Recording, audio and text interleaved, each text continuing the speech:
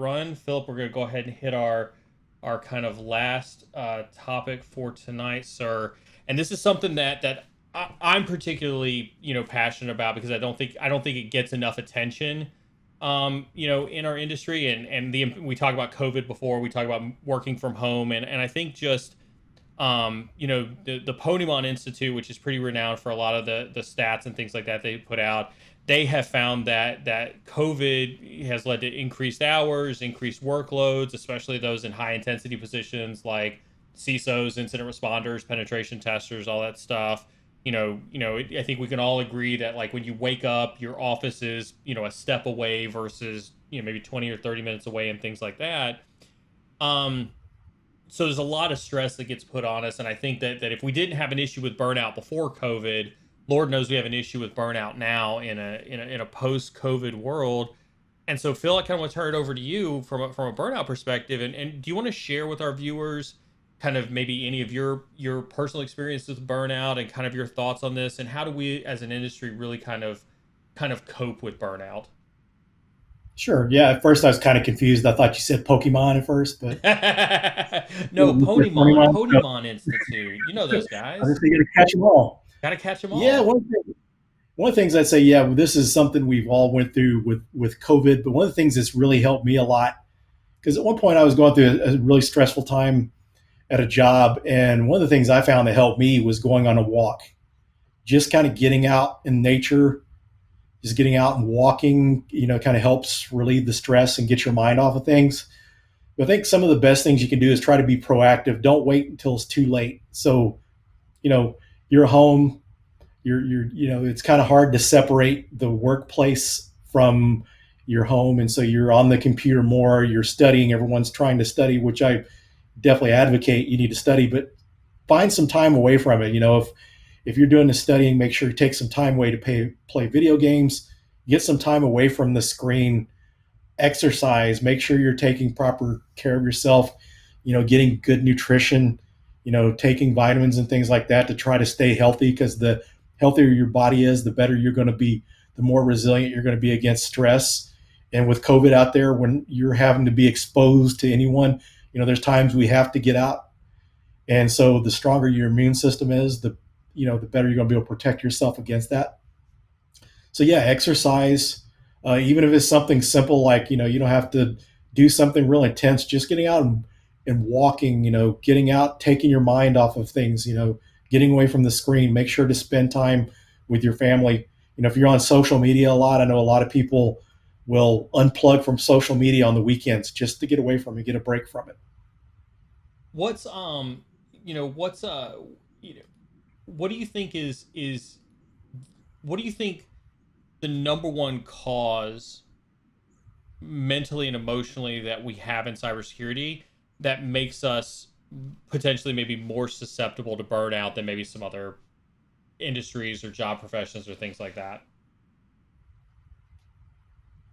Well, I think with people in our industry and even like IT, you're in front of a screen, for so long, you're sitting all the time. So, sitting can be, you know, is kind of can be bad for your health if you sit too much. So I think it's just too easy to get in front of a screen. It's just like, and some of us, too, a lot of people that are in security or IT or into gaming, so they're constantly in front of a screen. So I think that's more prone to do that. I see a lot of people, in IT or security, spend more time learning. So you're in front of the screen learning, you're in front of the screen for entertainment, you're in front of the screen for your job. So I think it's just not getting away from that screen. And then you bring in the mix, the virtual conferences and streams and meetups are all good, but sometimes people just don't get that break. They're constantly in front of the screen. So I Awesome. think you just have to get away from it. Yeah. Awesome. Well, so with that being said, we're gonna turn it over to you.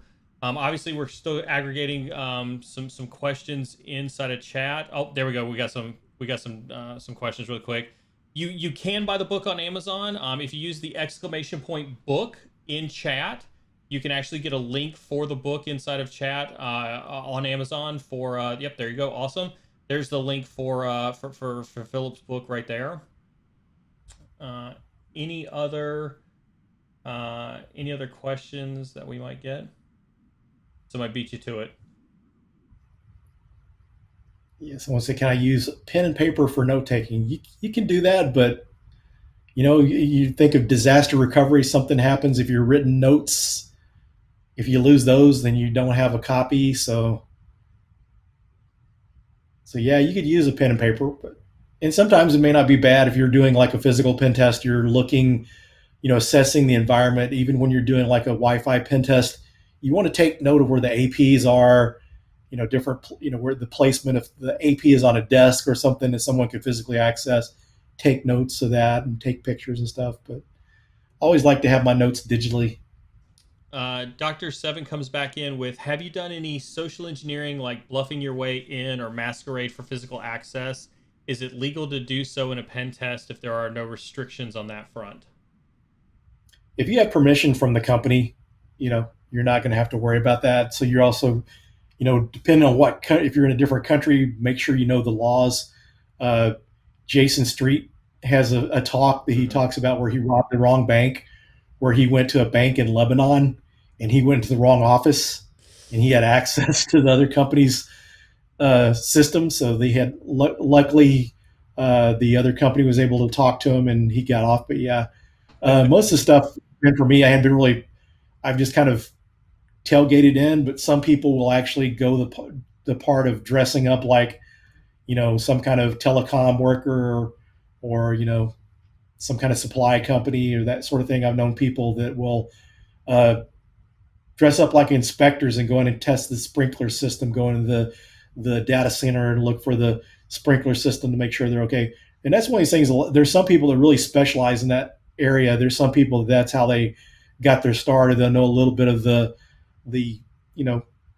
network pen testing side of things or the cyber side, and maybe, but some people are a lot more physical. But yeah, sometimes you can do that. Some people go out and buy uniforms that look like that particular company and go in posing as employees or Take pictures of the clone that. badges and print them out. Yeah, yeah, that can get pretty fun. I mean, that's like a whole area to specialize if that stuff interests you.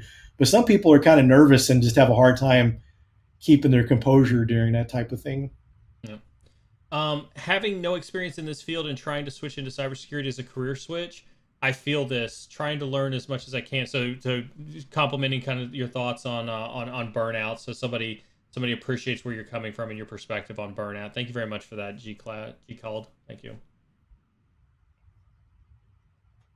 How did you get into teaching? From Palmy again. Palmy gets an award for questions. I'm telling you. So how did you get into Yeah, teaching? yeah, it's kind of interesting.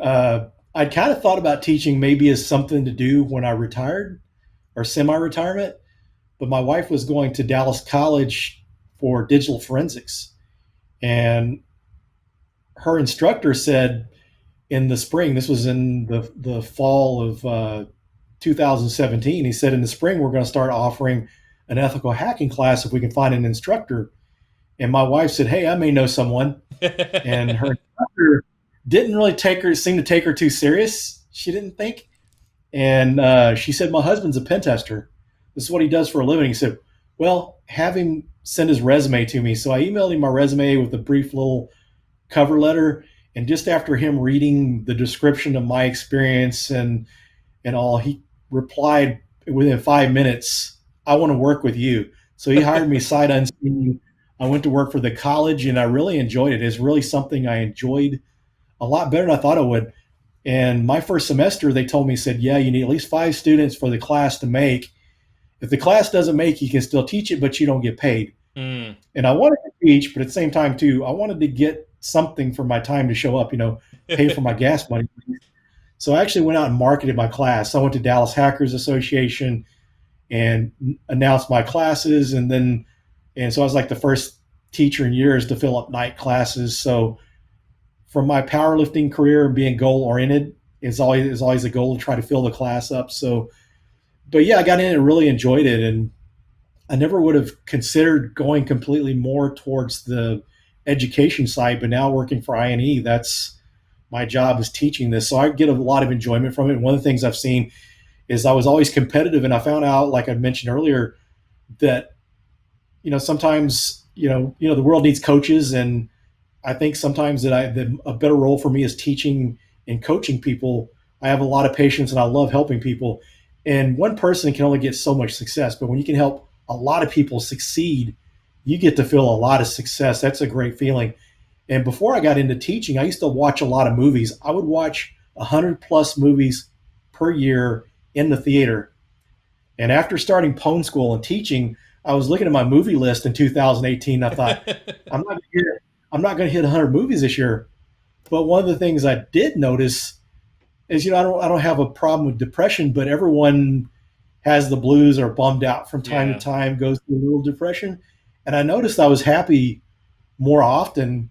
And so it was from teaching and helping people. So it's like people sometimes they say, thank you for mentoring me or this and that, but sometimes I feel like I get more out of it than what they do.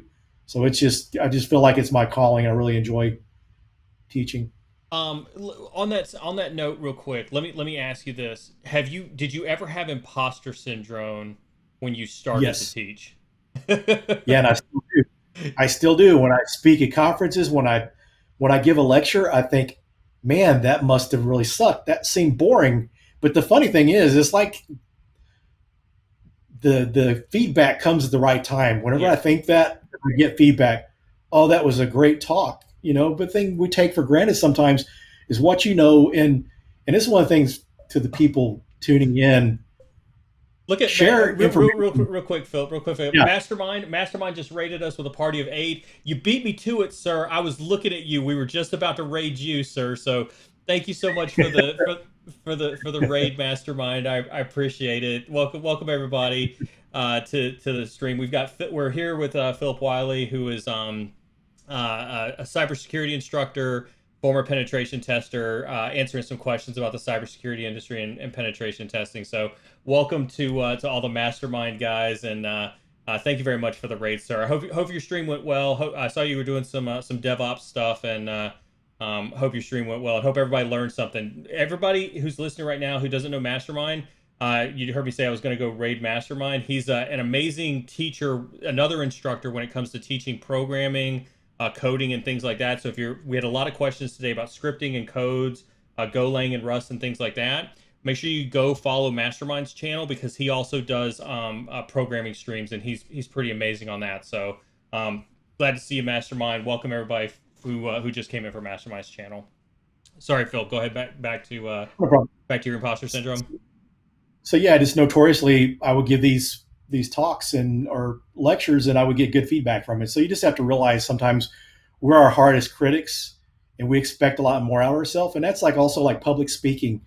One of the biggest things that helped me was going through Toastmasters, and the biggest thing I got from Toastmasters is to realize a lot of people that are hearing you speak can sympathize with you, knowing it's not an easy thing sometimes to do. And I just kind of overcome realizing people don't see how nervous I feel, and I still get nervous and I still have imposter syndrome.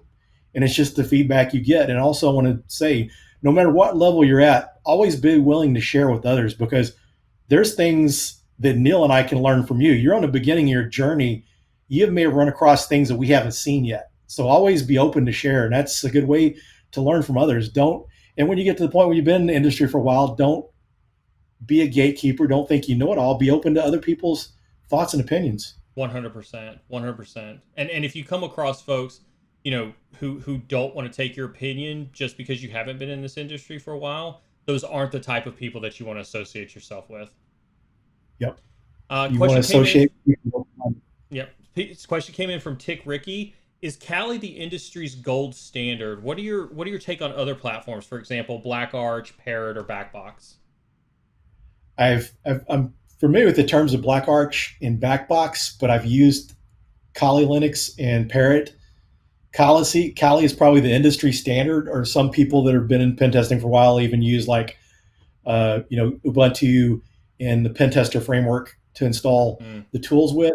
But I became a fan of Parrot OS over the summer. I was doing a Wi-Fi pen test for a company, and I couldn't get my Alpha card to work right. Some of the drivers I was having problems with, trying to get the GPU cracker to work. I was reading an article by Ryan Cobb, and he was saying he usually runs Hashcat on Windows because it's hard to get the drivers to work Yeah. in Linux.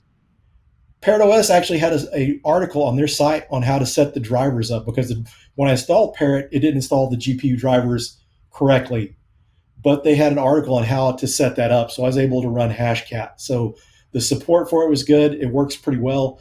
Some of the tools, since Python 2.7 has been deprecated, some of the tools were hard to get to work on Kali Linux, but worked great on Parrot OS. So if you hadn't tried Parrot, I would use Parrot OS.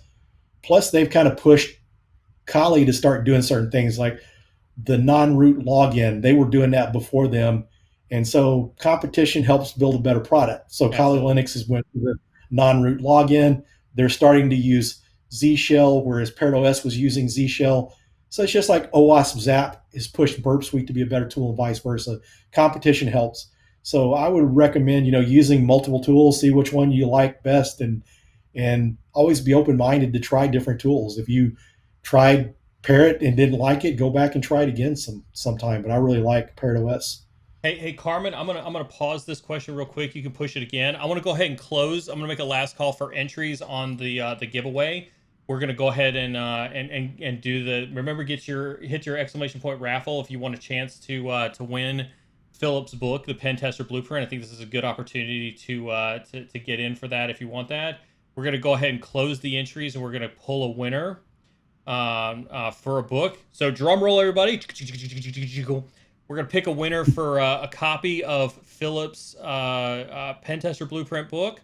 The winner is going to be that person. Congratulations. Fantastic job. Erzimgold Schimmels is the winner. Message Carmen Mod. Carmen Mod will reach out to you in chat, or you can reach out to Carmen Mod in chat to get your information. Congratulations on the winner. Don't forget, we'll talk about the overall January giveaway, but you do get a copy of Phillip's book for free. So with that, Carmen, can you push that question that you had for me again? All right. How does one break into an entry CS cybersecurity role if coming from a different career field?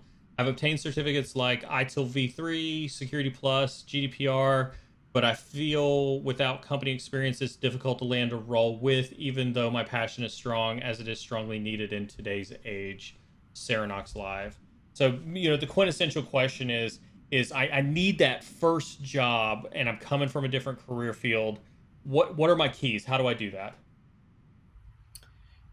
Some of the best advice I can give you there, because it's really tough, because I see people that take my class as continuing ed. One of the advantages if you do go to a school is internships. And when you don't get a degree in the field, then it's a little harder to get internships. So you're really going to have to rely more on networking. So it's kind of hard to do that physically, but your streams like this, your different Discord channels, your virtual meetups, your virtual conferences, LinkedIn, get out there and network with people. Before this job, my previous 4 jobs I got jobs through referrals, people I knew.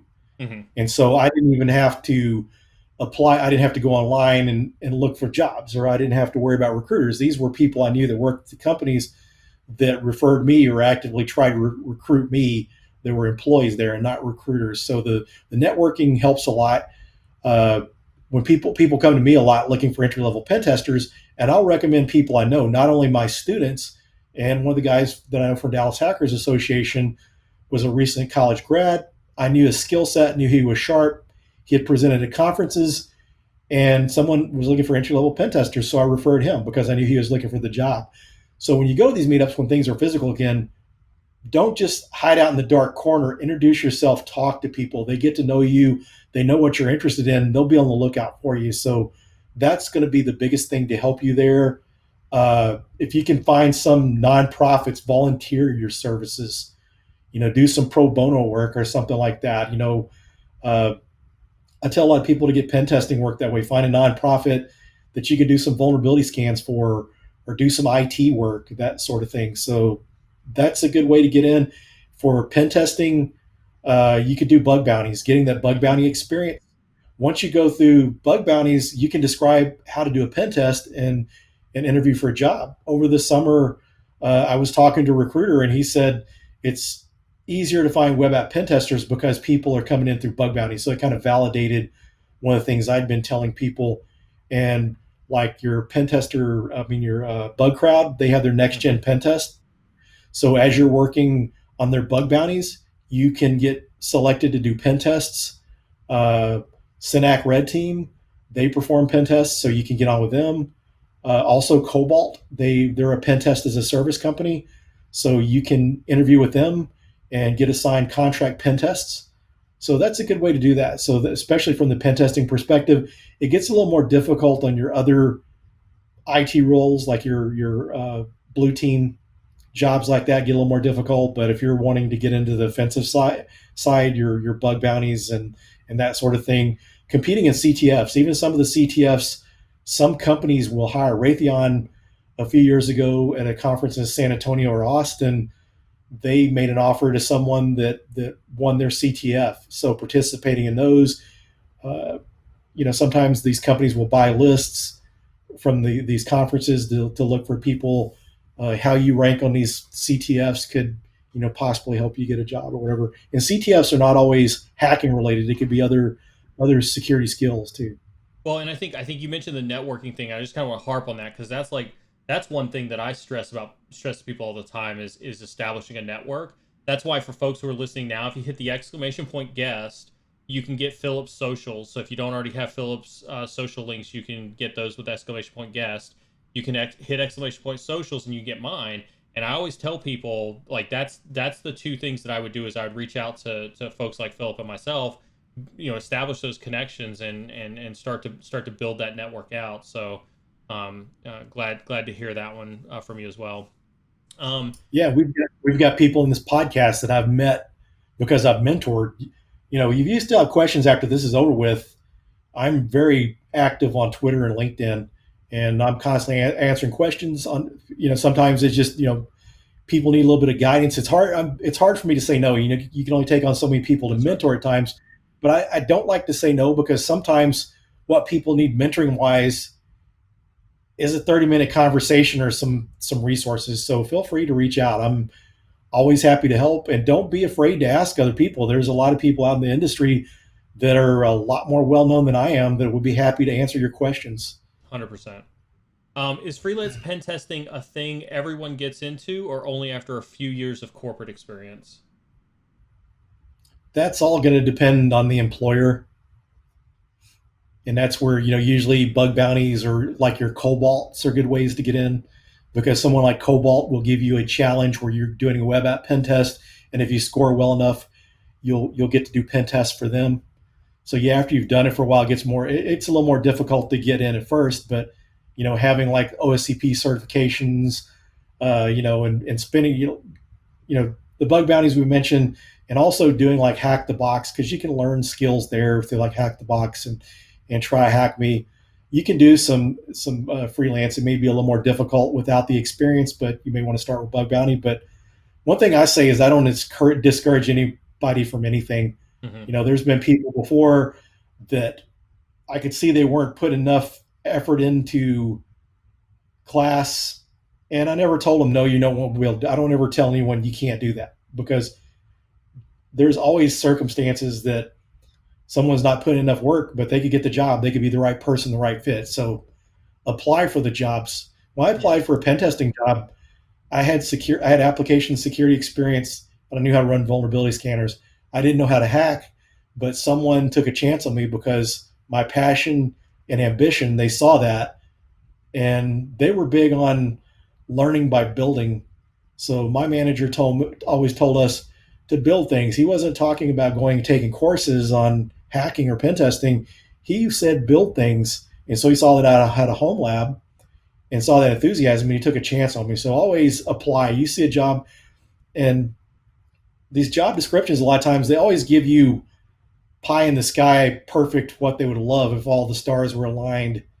Apply for it anyway, because a lot of times they're going to take a lot less than that. You get there, talk to them, they see your personality, your ambition, that can open up doors. So don't ever let anything hold you back. that's So that that goes back to whole imposter syndrome. You're your biggest critic. Don't that's hold right. yourself back. Usually that's what holds you back the most is yourself. That's awesome advice. I think this will be the last one that we take right here. I think this is an excellent one to end on right here. WonderSam says, I set an appointment with a program director of cybersecurity at a criminal justice college, and he advised to rather take a comp sci degree at a predominant engineering school if I were interested in cybersecurity.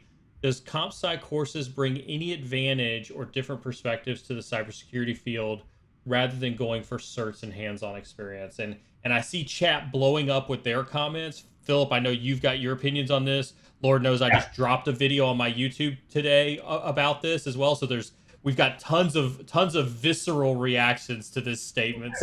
So you first. Me, as far as the computer science, that the education you get from computer science is great.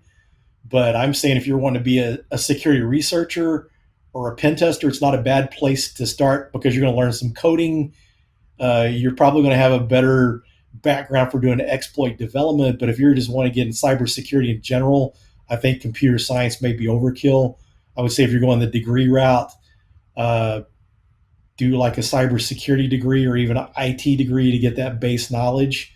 There, I mean, computer science can be difficult. If that's something you want to do, then do it. But it entails a lot of math, and it's not the easiest degree to get. There are degrees that are going to be less difficult that are going to be more applicable to cybersecurity. Well, I think I saw Papa Shell talk about him being a college hater. I'm definitely in that same boat. I'm very much I wouldn't say it a college hater, but I'm more towards that last part of that sentence that you said in terms of certs and hands on. I would, and I say this in my videos all the time, and when I do the streams, is I would look at somebody who had certs and hands on more than I would look at college degrees. I don't, as a matter of fact, if I saw college degrees, I literally wash right over college degrees. Um, I think Philip's advice, about bug crowd, Hacker One, Cobalt, all those folks where you can go do those bug bounties and things like that. I think that CTS, those are all things that you'll hear me preach about frequently on the stream. So I'm a huge fan of all that stuff. So I think that'll be the last question that we take for tonight. As we come, well, we're kind of past the top of the hour. For up to the minute cybersecurity news, make sure you follow and subscribe to the Cyber Insecurity channel on Twitch and YouTube. Also, make sure you turn on those notifications so that you know when we go live.